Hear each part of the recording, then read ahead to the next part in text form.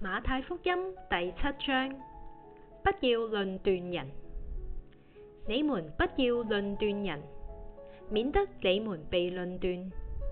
因為你們怎樣論斷人，也必怎樣被論斷。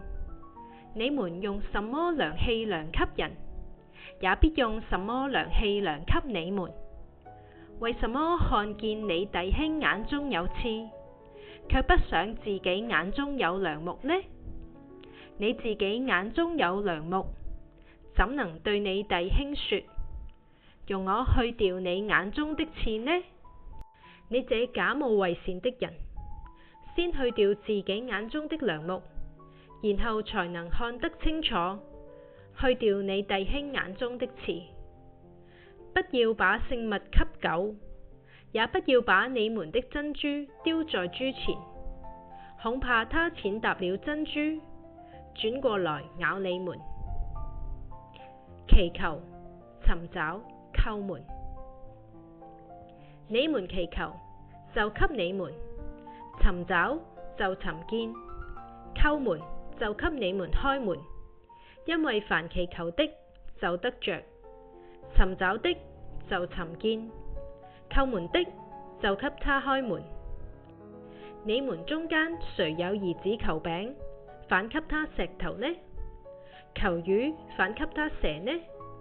你們雖然不好，尚且知道拿好東西給兒女，何況你們在天上的父，豈不更把好東西給求他的人嗎？所以無論何事，你們願意人怎樣待你們，你們也要怎樣待人，因為這就是律法和先知的道理。窄門。你們要進窄門，因為引到滅亡的，那門是寬的，路是大的，進去的人也多；引到永生，那門是窄的，路是小的，找着的人也少。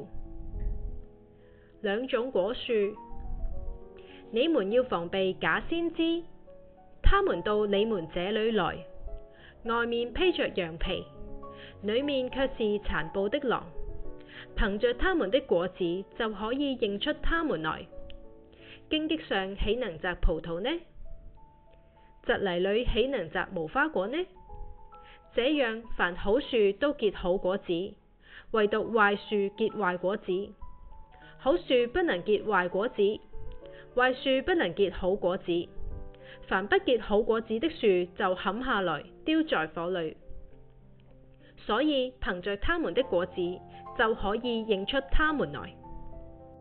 我不認識你們，凡稱呼我主啊主啊的人，不能都進天國，唯獨遵行我天父旨意的人才能進去。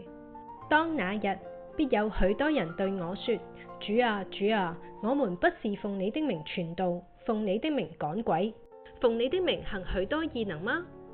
我就明明地告訴他們說，我從來不認識你們，你們這些作惡的人，離開我去吧。兩種蓋房子的人。所以凡聽見我這話就去行的，好比一個聰明人，把房子蓋在磐石上，雨淋、水沖、風吹，撞着那房子，房子總不倒塌，因為根基立在磐石上。凡聽見我這話不去行的，好比一個無知的人，把房子蓋在沙土上，雨淋、水沖、風吹，撞着那房子，房子就倒塌了，並且倒塌得很大。耶穌講完了這些話，眾人都希奇他的教訓，因為他教訓他們，正像有權柄的人，不像他們的文士。